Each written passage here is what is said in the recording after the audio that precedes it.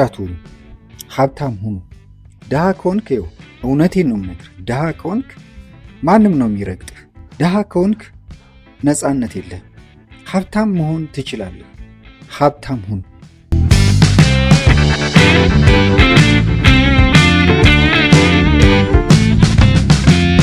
ሰላም እንዴት ናችሁ? በዚህ አጭር ቪዲዮ የማቀርብላችሁ ለውጭ ዜጎች በትንሽ ካፒታል ስራ ለመስራት ምቹና ተመራጭ አፍሪካዊት ሀገር ማናት የሚለውን አቀርብላችኋለሁ። ትንሽ ካፒታል በመያዝ በትንንሽ ስራዎች ላይ ለመሰማራት ምቹ የሆነች አፍሪካዊት ሀገር የሚለውን ይዤላችሁ ቀርባለሁ። የምሰጣችሁ መረጃ ከራሴ አይደለም፣ ነገር ግን የዓለም ባንክ ሲሆን የዓለም ባንክ ቢዝነስ ሬዲ 2025 ኢንዴክስ የሚል ዓመታዊ ሪፖርት አቅርቧል። ቢ-ሬዲ ኢንዴክስ የብዙ ሀገራትን ምን ያክል ምቹ ናቸው የሚለውን በተለያየ መስፈርት ሀገሮችን እየገመገመ ዓመታዊ ሪፖርት ያወጣል። ስለዚህ አንዱ የምጠቀመው ምንጭ የዓለም ባንክ የሚያወጣው ቢዝነስ ሬዲ የሚለው ሪፖርት ነው ማለት ነው።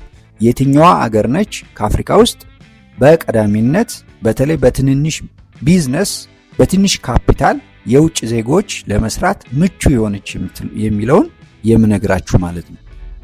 ስለዚህ ምንጭ ላይ መሰረት ያደረገ ነው። የዓለም ባንክ ቢዝነስ ሬዲ ወይም ቢ-ሬዲ ሪፖርት ሲያዘጋጅ መስፈርት የሚያደርገው የሚለካበት 3 መስፈርቶች አሉት።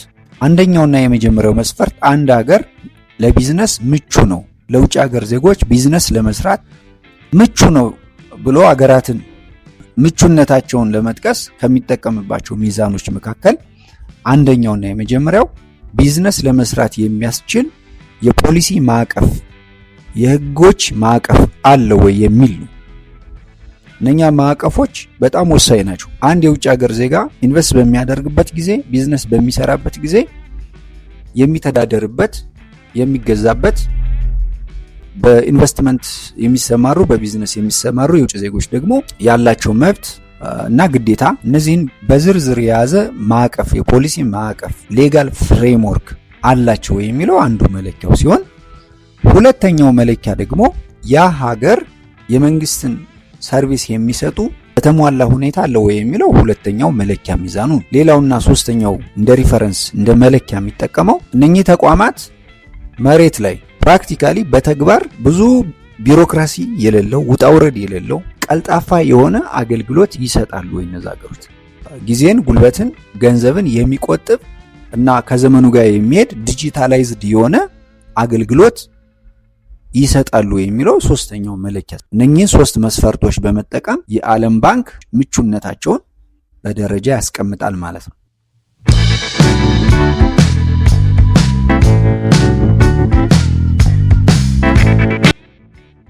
ይህንን ሪፖርት ማን ነው የሚጠቀም? ቢዝነስን፣ ኢንቨስትመንትን በተመለከተ ሀገሮች ያላቸውን ምቹነት የሚያወጣውን ሪፖርት እነማን ናቸው የሚጠቀሙት ካለን፣ የመጀመሪያው መንግስታት ይህንን ሪፖርት እንደ ሪፈረንስ ይጠቀሙበታል። በየትኛው ሴክተር ላይ የትኛው ሀገር ምቹ ነው የሚለውን በጣም ይጠቀሙበታል።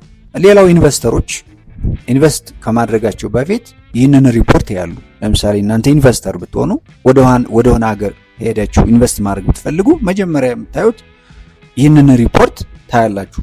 የመቶ ምናምን ሀገሮች ወይም ደግሞ የንግድና ኢንቨስትመንት ምቹነታቸውን ይህ ሪፖርት በተለያየ መለኪያና መስፈርት ስለሚያቀርብ ሄዳችሁ ኢንቨስት ልታደርጉ ልትሰሩ የፈለጋችሁበት ሀገር ከዚህ አንጻር ሪፖርቱ ምን ይላል የሚለው ምቹነቱን የምታዩት በዚህ ሪፖርት ነው። ስለዚህ ይህን ሁሉ ምላችሁ ለምንድን ነው? በዚህ የማቀርብላችሁ በጣም ምቹ ተብላ ከአፍሪካ ሀገራት ቀዳሚ ሆና የተጠቀሰችው ሀገር በእነኚህ ሁሉ ጥናቶችና ሪፖርቶች ላይ መሰረት ያደረገ መሆኑን ለማስረዳት ስለፈለኩ የሆነ ቦታ ላይ ያነበብኩት ወይ የሆነ ሶሻል ሚዲያ ላይ ያየሁት ምናምን አይደለም።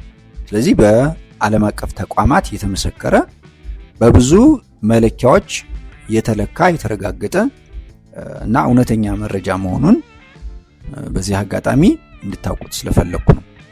ስለዚህ ጠበብ አድርገን ስናየው በትንሽ ካፒታል ለውጭ ሀገር ዜጎች የሆነች አፍሪካዊት ሀገር ከዚህ አንጻር ማናት የሚለውን እናያለን።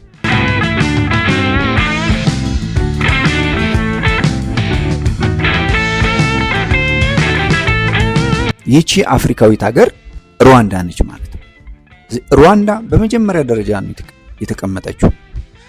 ከምን አንፃር ተለክታ ነው? ሩዋንዳ ከአፍሪካ አገራት የመጀመሪያዋ ለውጭ ሀገር ዜጎች በትንንሽ ካፒታል ለመስራት ከዚህ ከርዕሱ ጋር ተመሳሳይ እንዲሆን ስለፈለኩ እንጂ በሌሎች በትልልቅ ማኒፋክቸሪንግ በኢንቨስትመንት በብዙ ኤሪያዎች ነው። ግን ለዚህ ዝግጅት ያቀረብኩት በትንሽ ካፒታል ትንንሽ ስራዎች የሚለውን ብቻ መርጬ ስላቀረብኩ ነው።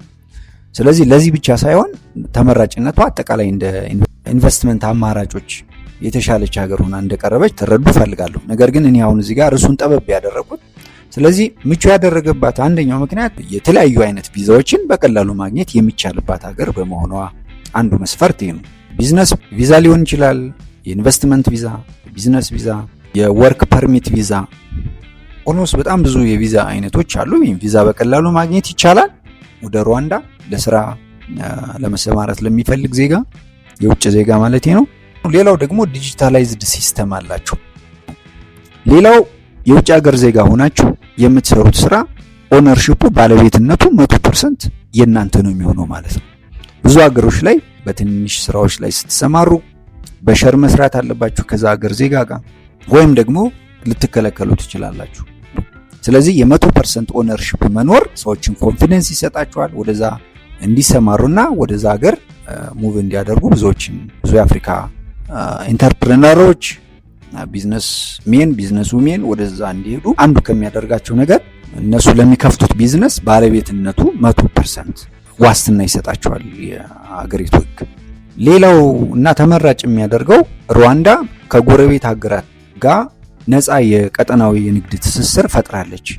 ስለዚህ ሩዋንዳ ውስጥ የንግድ ፍቃድ አውጥታችሁ መስራት ከጀመራችሁ ወደ እነኛ ሀገሮች በነፃ ፍሪሊ እቃዎችን ለማስገባት ኤክስፖርት ለማድረግ ኢምፖርት ለማድረግ ሙቭ ለማድረግ የምትችሉበት እድል በጣም ሰፊ በመሆኑ ተመራጭ አድርጓታል ማለት ነው። ሌላውና ዋናው ትልቁ የውጭ ዜጎች በትንንሽ የንግድ ስራዎች ለመሰማራት የተፈቀደ በመሆኑ ሩዋንዳ ውስጥ ትንንሽ ስራዎችን ለመስራት በትንንሽ የንግድ ስራዎች ውስጥ ለመሰማራት የውጭ ዜጋ በመሆናችሁ የተከለከላልን ይፈቀድላችኋል። እንግዲህ ትንንሽ ስራዎች የምንላቸው ምንድናቸው የሚለውን ለማየት ያክል ለምሳሌ እነኚህን ንጽጽሮች የውበት ሳሎን ኢትዮጵያንና ሩዋንዳን እያነጻጸርን የውበት ሳሎን ለምሳሌ ሩዋንዳ ውስጥ የውበት ሳሎን የውጭ ዜጋ ሆናችሁ መክፈት ትችላላችሁ። ኢትዮጵያ ውስጥ ግን አይፈቀድም። መፈቀዱ አለመፈቀዱ የራሱ የሆነ ጉዳት አለው፣ የራሱ የሆነ ጥቅም አለው። ለዜጎች የሚሰጠው የራሱ የሆነ ጉዳት አለው፣ የራሱ የሆነ ጥቅም አለው። ስለዚህ ቢዩቲ ሳሎን ሩዋንዳ ውስጥ የተፈቀደ ነው። ትንሽ ቢዝነስ ላይ መሰማራት ትችላላችሁ የውጭ ዜጋ ሆናችሁ። ኢትዮጵያ ውስጥ ክልክል ነው።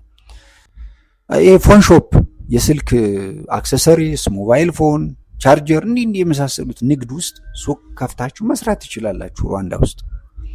ኢትዮጵያ ውስጥ አንድ ኬንያዊ ወይም ደግሞ ዩጋንዳዊ ወይም ሩዋንዳዊ የሞባይል አክሰሰሪ ሱቅ ከፍቶ መስራት አይችልም፣ ህጉ አይፈቅድለትም። የንግድ ፍቃድ በዛ ሊያገኝ አይችልም። ምክንያቱም እነዚህ ትንንሽ የቢዝነስ ኤሪያዎች ለኢትዮጵያን ለዜጎች ብቻ ነው የተሰጠው። ሩዋንዳ ውስጥ ግን እንደዛ አይደለም። የውጭ ዜጋ ሆነ መስራት ትችላለህ፣ እዛው ያለው ዜጋውም መስራት ይችላል። ሌላው ስሞል ካፌ አነስ ያሉ ቁርስ ቤቶች፣ ኮፊ ሃውስ፣ ፋስት ፉድስ እነዚህ የመሳሰሉት ኤሪያዎች ላይ የውጭ ዜጋ ሆነህ ሩዋንዳ ውስጥ ለመሰማራት መንግስት ዋስትና ይሰጣል፣ ፍቃድ ይሰጣል። በዚህ ሰርተህ የምታገኘው ገንዘብ ደግሞ ያንተ ነው። ነገር ግን ሌሎች የታክስ የመሳሰሉ እንትኖች እንደተጠበቁ ነው ማለት ነው። ሌላውና በጣም ተመራጭ የሚያደርገው ሩዋንዳ ውስጥ ንግድ ፍቃድ በነፃ ኦንላይን ላይ በደቂቃዎች ነው የምታወጡት። በደቂቃዎች ስልካችሁ ላይ ንግድ ፍቃዳችሁ ማውጣት ትችላላችሁ ማለት ነው። የሆነ በየቀበሌው በየምናምኑ መዞር አይጠበቅባችሁም። እዛ ሄዳችሁ ወረፋ የመያዝ በጣም ያረጀ ክናሶር ላይ ያረጀ ፋይል አይጥ ምናምን እንትን ያደረገው በገመድ የታሰረ አቧራ እያራገፈ እንደዚያ እንደሚያደርገው አይነት አይደለም። በቃ ዲጂታላይዝድ ነው፣ ሲስተም ቤዝድ ነው ቀደም ሲል እንዳለው። ስለዚህ ንግድ ፍቃድ በነፃ ኦንላይን ላይ ማውጣት ትችላላችሁ። ይሄ አንዱ ለውጭ ሀገር ዜጎች ምቹ ያደረገው የሆነበት ምክንያት አንዱ ይሄ ነው ማለት ነው። ሌላ ያው የባንኪንግ እና ፋይናንሻል ሲስተሙ በጣም ቀላል ነው። የውጭ ሀገር ባንኮች ሩዋንዳ ውስጥ አሉ። የውጭ ሀገር ፉል የውጭ ሀገር ባንኮች አሉ፣ የሀገር ውስጥ ባንኮች አሉ። ስለዚህ የመረጣችሁት ባንክ ላይ የራሳችሁ አካውንት የዶላር አካውንት የውጭ ፎሬን ከረንሲ አካውንት መክፈት ትችላላችሁ። በዛ አካውንት መሰረት እና ቢዝነሳችሁን ማሳለጥ ትችላላችሁ ማለት ነው።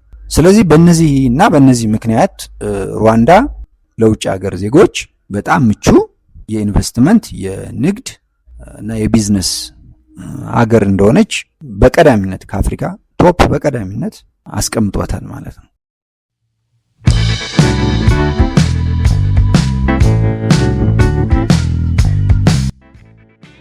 ሌላው መጨመር ያለብን ሙስና ኦልሞስት በጣም ትንሽ ነው።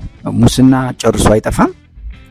የሙስና ሌቭሉ ከአፍሪካ ሀገራት ጋር ሲነጻጸር በእጅጉ የሩዋንዳ የተሻለ ነው ማለት ነው። ስለዚህ ሙስና የሚባል ነገር ክሮኒክ የሆነ ሙስና ባለመኖሩ አንዱ ተመራጭ አድርጎታል። ሌላው ደግሞ ሰላሟ የተረጋገጠ ነው። ኮንፍሊክት፣ ግጭት፣ እንደዚህ አይነት ነገሮች ሩዋንዳ ውስጥ አይታዩም፣ የሉም።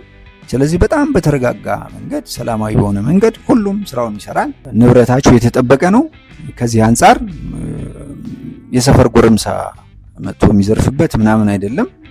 ስለዚህ ከዚህ አንጻር ሩዋንዳ ለውጭ ኢንቨስተሮች ይሁን ወይም ደግሞ በትንንሽ ስራዎች ለሚሰማሩ የውጭ ዜጋዎች ምቹ ያደርጋታል።